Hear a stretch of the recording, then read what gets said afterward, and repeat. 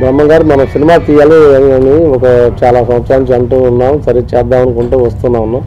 తర్వాత అనుకోకుండా మనం స్టార్ట్ చేసాం సినిమా. 1.5 yearలో అయిపోయింది సినిమా.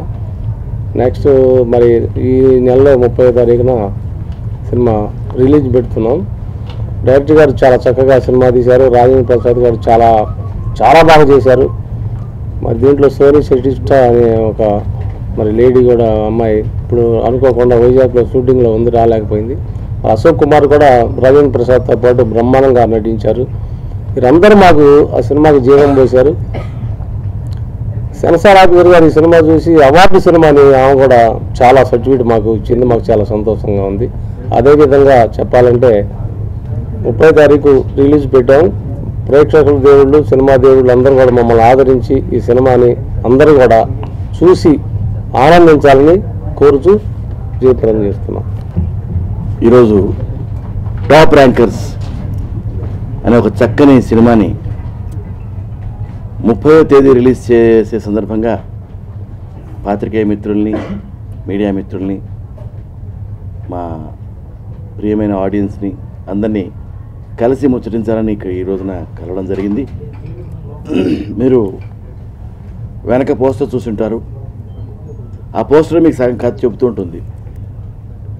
ఎడ్యుకేషన్ సిస్టమ్ ఈ రోజున సొసైటీలో ఎలా ఉంది అని చెబుతూ, ఎడ్యుకేషన్ ఇలా ఉంటే బాగుంటుందేమో ఒకసారి ఆలోచించండి అంటూ అందరికీ మనసుల్లో ఆలోచన రేకెత్తించే ఒక చక్కని చిత్రం.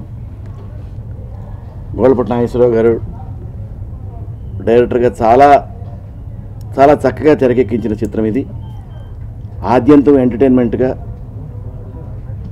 ఉంటూ ఒక చక్కని మెసేజ్ని సొసైటీకి ఇస్తున్న సినిమా ఇది. ఒక గొప్ప కథను చెప్పాలి అంటే, కొత్త కథను చెప్పాలి అంటే ఆయనే కావాలి. ఆనరుగులు, శ్రేయోభిలాషి, ఇలా గొప్ప గొప్ప సినిమాల్లో కాన్సెప్ట్ చెప్పాలి అంటే మనకున్న వర్స్టైల్ ఆర్టిస్ట్ రాజేంద్ర ప్రసాద్ గారు. క్యారెక్టర్లోకి వెళ్ళిపోయి దానికి జీవం పోస్తాడు ఆయన. అది మీ అందరికీ ఆల్రెడీ ఎస్టాబ్లిష్డ్ ఇష్యూ. ఆయనకి విషయం తెలిసింది, ఆయన గురించి తెలుసు. ఇక ఈ కథకే ఆయనే యాప్ట్ అని చెప్పి ఆయన దగ్గరికి వెళ్ళాం.